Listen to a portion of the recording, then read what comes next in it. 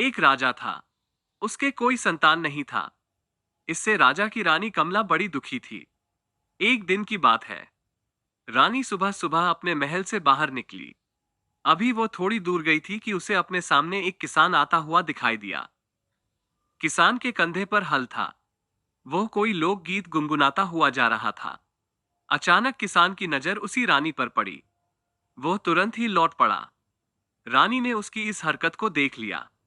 उसने तुरंत ही अपने रथ को रोका और सारथी से कहा कि इस किसान को हमारे पास लाओ। थोड़ी देर में वह किसान रानी के सामने पहुंचा। उसने हाथ जोड़ कर रखे थे। रानी ने उससे पूछा, तुम अचानक लौट क्यों पड़े? तुम्हें तो खेत की ओर जाना था। किसान ने विनती भरे स्वर में कहा, रानी जी, मुझे कोई काम याद आ गया, इसीलिए लौट पड़ा। किसान का स्वर कांप रहा था। रानी ने कड़क कर कहा, तुम झूठ बोल रहे हो? सच सच कहो। किसान अनेक बहाने बनाता रहा।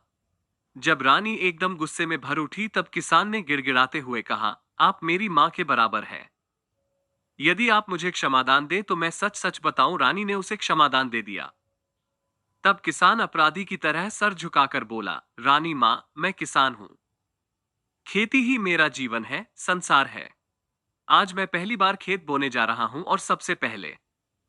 किसान चुप हो गया। रानी की आकृति दुख की परछाइयों से घिरी गई। उससे व्यस्थित स्वर में कहा, कहो कहो किसान भाई कहो। किसान ने कांपते स्वर में कहा, रानी मां, आप बांझ है और बांझ का पहला सामना बहुत ही बुरा होता है। उससे खेत फलता फूलता नहीं। यदि फल फूल जाए तो वो ईश्वरीय आपदा का शिकार हो जाता है। रानी की आंखें छलछला आई। उसका स्वर भर गया। अत्यंत स्नेह से बोली, जाओ भाई जाओ, तुम्हारा कोई दोष नहीं है। मैं सचमुच भाग्यहीन हूं। रानी वापस महल में आ गई। महल में देवी का मंदिर था। देवी चार भुजा वाली थी। रानी देवी को बहुत मानती थी। उसने देवी के सामने लेटकर बिलख बिलख कर रोने लगी। उसने प्रतिज्ञा की, मां, या तो मेरे सर पर लगे बांझपन के कलंक को मिटा दो, अन्यथा मेरे प्राण ले लो। मैं तेरे मंदिर के बाहर पांव नहीं रखूंगी। अन्न जल ग्रहण नहीं करूंगी। रानी ने प्रतिज्ञा कर ली। इस प्रतिज्ञा की खबर राजा को पहुंची। राजा सही मायनों में राजा था। भोग विलासी और कठोर प्रशासक। वो तुरंत ही रानी के पास आया। उसने रानी को समझाया, अरे तू पागल है? जो इतनी छोटी बात के लिए इतनी बड़ी प्रतिज्ञा कर ली, स्त्री के लिए ये छोटी बात नहीं है बल्कि बहुत बड़ा कलंक है।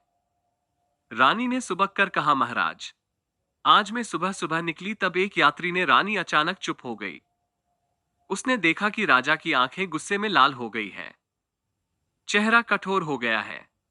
बोलो, वह काय कौन था? मैं उसकी जीभ खिंचवा दूंगा। उसे जिंदा जलवा दूंगा। रानी ने राजा को कुछ भी नहीं बताया। राजा को अपना गुस्सा पी जाना पड़ा। उसने रानी को फिर समझाया पर रानी नहीं मानी। एक दिन पूरा बीत गया।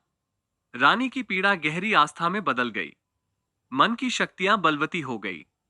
देवी को याद करते करते उसकी आंख लग गई। उसने सपने में देखा कि देवी मां ने उसे एक फूल दिया है। कहा है, जा, तेरे एक संतान होगी। वह संतान मेरा वरदान है, उसे सदा ये बात याद दिलाती रहना। सपना भंग हो गया। रानी बड़ी खुश हुई। उसने तुरंत आकर राजा को सपने के बारे में बताया। राजा भी बड़ा प्रसन्न हुआ। कुछ दिनों बाद रानी ने राजा को बताया कि वो मां बनने वाली है। रानी ने एक पुत्र को जन्म दिया। पुत्र सचमुच देवी का वरदान था, रूपवान और गुणवान। पर राजा ने देवी के वरदान का ध्यान न करके राजकुमार का लालन पालन बड़े ही ठाट बाट से करना आरंभ कर दिया। राजकुमार का नाम भी उसने जानबूझकर विलास प्रिय रखा। उसे उन सभी बातों से दूर रखा जिससे देवी का वरदान सच होता हो। उसके चारों ओर एक ऐसा समूह था जो उसे बताता रहता था कि राजा का बेटा राजा होता है और उसे संसार के सारे प्राणियों से शानदार जीवन बिताने का हक है। स्वयं राजा को भी यह गुमान था कि उसने अपने पुत्र को अपने सांचे में अपने हिसाब से ढाल लिया है। एक दिन ये बात उसने अपनी रानी को भी कही, मेरा बेटा मेरे जैसा ही होगा। वह इस राज्य के खजानों को और भरेगा। रानी की आंखों में आंसू आ गए। उसने कहा, आप देवी मां के वरदान को भूल रहे हैं। राजा ने उसकी कोई परवाह नहीं की। एक दिन की बात है।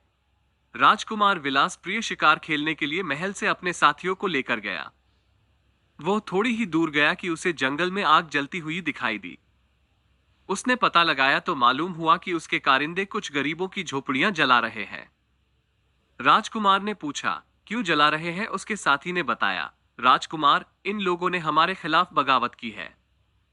कैसी बगावत? सबने कह दिया कि है लगान नहीं देंगे। राजकुमार गंभीर हो गया। उसने धीरे स्वर में पूछा, लगान क्यों नहीं देते हैं? अकाल पड़ रहा है। भला हमारे महाराज ने अकाल थोड़े ही डाला है। अकाल अपने आप पड़ता है, इसीलिए हम अपनी लगान माफ क्यों करें? राजकुमार ने अपने घोड़े को उस ओर भगाया। उसके साथी उसे रोकने लगे पर वो नहीं माना। वह एक पूरी बस्ती थी। बस्ती धान्य धान्य जल रही थी। चारों ओर बच्चों, बूढ़ और स्त्रियों का क्रंदन गूंज रहा था। राजा के कारिंदे निर्दयता से कोड़े बरसा रहे थे। राजकुमार ने देखा कि एक बुढ़िया बचाओ बचाओ कहकर भाग रही थी और एक घुड़सवार उसके पीछे भाग रहा था। बुढ़िया गिरती है और घोड़ा उसे कुचल देता है। विलास प्रिय का कलेजा मुंह को आ जाता है। वह अपनी आंखें बंद कर लेता है। अचानक एक युवती भागती भागती विलास प्रिय के पास आती है। हाथ जोड़कर कहती है, मुझे बचाओ, ये लोग मेरी इज्जत लूट रहे हैं। राजकुमार को देखकर वो घुड़सवार ठिठक गया। युवती बेहोश हो गई। राजकुमार का हृदय पसीज गया। वह सीधा महल में लौट आया। अपनी मां के पास गया। सारा किस्सा बयान किया। मां ने भी रोते हुए कहा, बेटा, कितनी मिन्नतों के बाद देवी मां ने मेरी गोद भरी थी, पर तुम्हारे बाप ने तुम्हें सदा अंधेरे में रखा। यहाँ के मंत्री, अधिकारी और स्वयं राजा प्रजा का भयानक शोषण करते हैं। तभी राजा आ गया। उसने रानी को कठोर स्वर में कहा, तुम मेरे विरुद्ध बगावत कर रही हो? मेरी संतान को मेरे विरुद्ध भड़का रही हो रानी।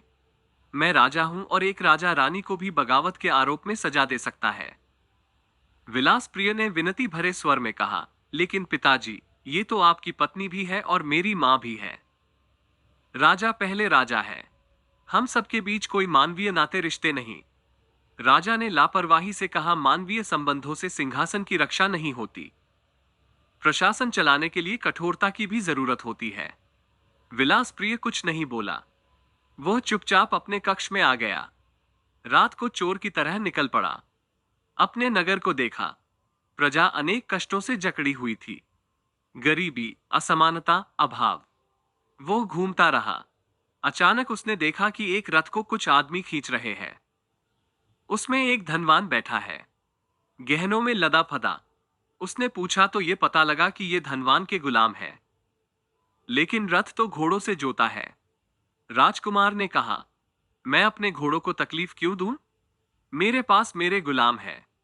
राजकुमार को बड़ा धक्का लगा। क्या आदमी जानवरों से भी गए गुजरे हैं?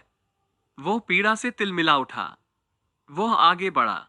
शहर का जहां गंदा नाला था, वहां शहर का सारा भी डाला जाता था। उसके आसपास झोपड़ियां थी। उन झोपड़ियों में आदमी रहते थे।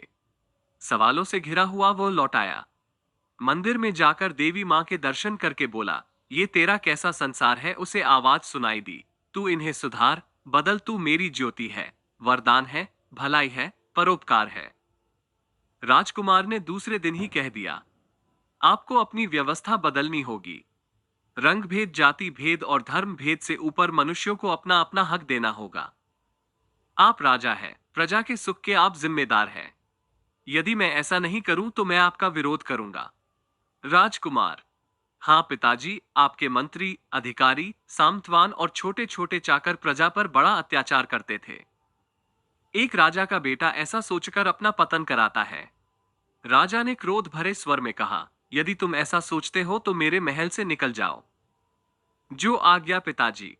राजकुमार ने कहा, जिस महल में मानवीय नाते रिश्ते नहीं, भला वहां रहने से क्या लाभ? राजकुमार महल से बाहर निकलने लगा।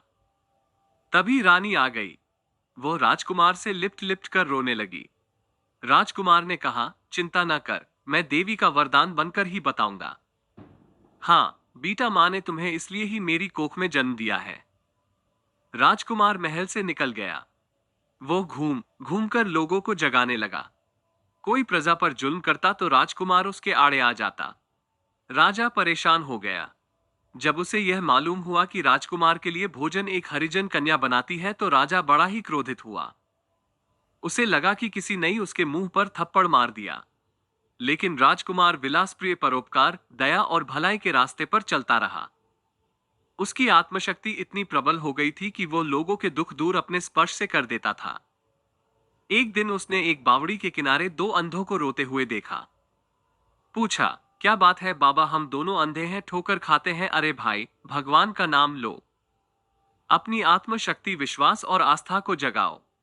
इन बड़ी बड़ी आंखों में ज्योति आ जाएगी। आओ भाई आओ। उसने उसको उस बावड़ी में नहलाया। आदमी की आंखें लौट आई। चमत्कार, राजा ने कहा, ऐसा नहीं हो सकता।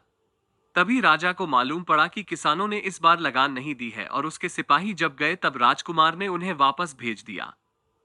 सैनिकों ने साफ कह दिया कि वे राजकुमार के सामने हथियार नहीं उठा सकते।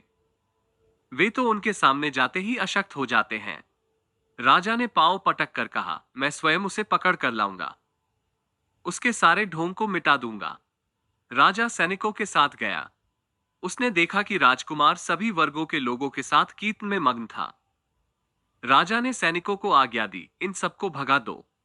पर सैनिकों ने देखा कि उनके पांव जमीन से चिपक गए हैं। राजा चिल्लाता रहा। एकाएक राजा ने अपना पांव उठाया तो उसे मालूम हुआ कि वो जमीन से चिपक गया है। जब कीर्तन खत्म हुआ कि तब राजकुमार ने पूछा, क्या बात है महाराज, मेरे पांव धरती से चिपक गए। नहीं पिताजी, धरती मां ने स्वयं दुखी होकर ऐसा किया है। राजा गिड़गिड़ाने लगा, दया की भीख मांगने लगा। तब राजकुमार ने उसके पांवों को छुआ। पांव छूट गए। राजकुमार ने कहा, जाओ भाई जाओ, अब भी समझ जाओ कि तुम भी आदमी हो। राजा का हृदय बदल गया। राजकुमार ने अपने जीवन में सभी मनुष्यों को एक कर दिया। एक दिन राजकुमार तालाब में स्नान कर रहा था। तभी एक स्त्री रोती पीटती हुई बोला, राजकुमार, मेरा बेटा तालाब में डूब गया। कुछ और लोगों ने कहा, हाँ राजकुमार, हमारे देखते देखते आप तो चमत्कारी है, बच्चे को लाओ। राजकुमार ने हंसकर कहा, बच्चा तो नहा रहा है। सबने देखा कि बच्चा दूसरे घाट पर नहा रहा था। चमत्कार। राजकुमार ने कहा, चमत्कार नहीं, अपने मन की शक्ति, आस्था, विश्वास को जगाओ। चमत्कार आदमी के हृदय में है। राजकुमार का जीवन सेवा करते करते थक गया। एक दिन उसने जीवित समाधि ले ली। वहां एक मंदिर बना। वो पहला मंदिर था जिसमें सभी धर्मों, जातियों व वर्गों के लोग आकर फूल चढ़ाते थे। उस मंदिर का भोग हरिजन कन्या ही बनाती थी। सभी लोग एक समान हैं, किसी से भी भेदभाव नहीं करना चाहिए।